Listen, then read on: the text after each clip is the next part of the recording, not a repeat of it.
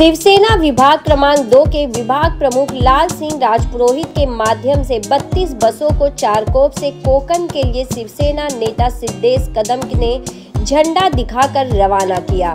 गणेश उत्सव मनाने के लिए भारी संख्या में कोकण जाने के लिए लोग पहुंचते हैं। सभी को गणेश उत्सव की शुभकामनाएं विभाग प्रमुख लाल सिंह पुरोहित और सिद्धेश कदम ने दिया।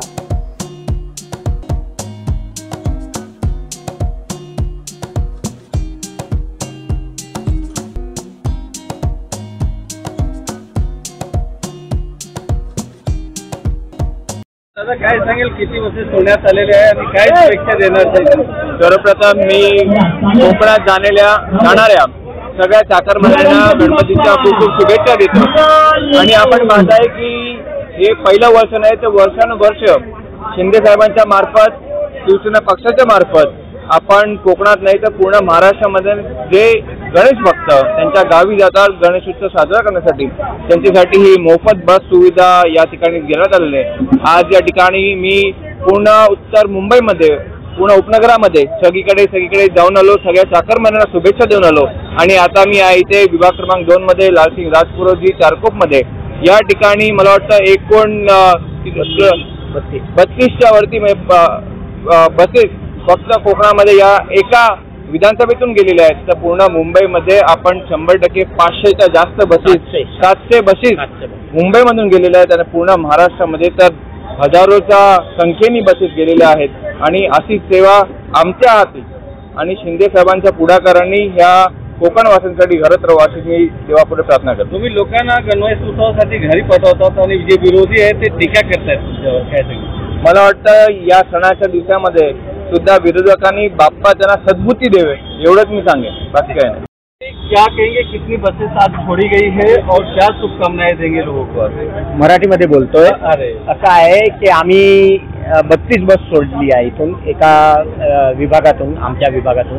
असं आहे, दर आज 3 वर्षापासून आम्ही बस सोडतोय आणि शिंदे साहेबांची खूप खूप अभिनंदन आहे की आज 3 वर्षापासून आम्हाला हे म्हणजे लोकांना ही सेवा देण्याची आम्हाला हे साहेबांकडून एक संधी आपण म्हणजे चाकरमान्यांना इथून कोकणपर्यंत जायची आपण संधी म्हणजे यांना घेऊन जातोय आणि एक वातावरण असं भक्तिमय वातावरण करतोय। हे सगळे जे कोकणचे लोक आहेत यांना गणेश उत्सव म्हणजे एक मोठा सण आहे। तर या सणानिमित्त आपण एक छोटीशी भेट आमच्याकडून आम्ही आज एक पक्षामार्फत आम्ही करतोय। लोकांच्या प्रतिसाद तुम्ही बघितला आज की एकदम खूप म्हणजे जल्लोष आणि खूप सहकुशीने लोक आली आणि गेली आहेत, सुखरूप तिथे पोहोचणार आहे।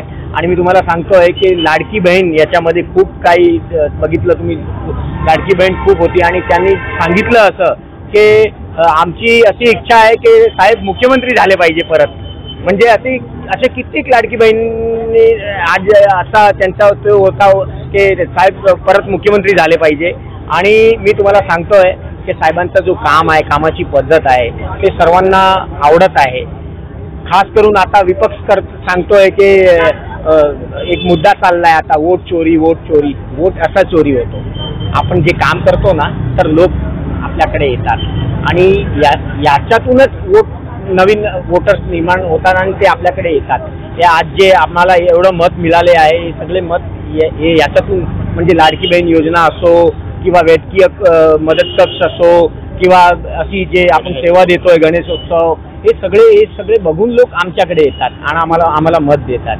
तर हे जे साहेबांची कामाची पद्धत आहे ते आता म्हणजे महाराष्ट्राच्या बाहेर गेली आहे। म्हणजे कामाची जे पोचपावती आहे या रूपाने लोक देत आहेत। लाडकी बहिणींनी प्रतिष्ठा जाहीर केली आहे, तुम्ही देवाकडे काय प्रार्थना करता? मी देवाकडे हाच एक कार्यकर्ता म्हणून माझी हीच प्रार्थना असेल की साहेब मुख्यमंत्री झाले तर आम्हाला आनंद वाटेल। असं आहे, मुख्यमंत्री आहे, देवाभाऊ पण चांगलं काम करताय, परंतु एक कार्यकर्ता म्हणून माझी इच्छा आहे की साहेब मुख्यमंत्री झाले तर आम्ही सर्वांना आनंद वाटेल।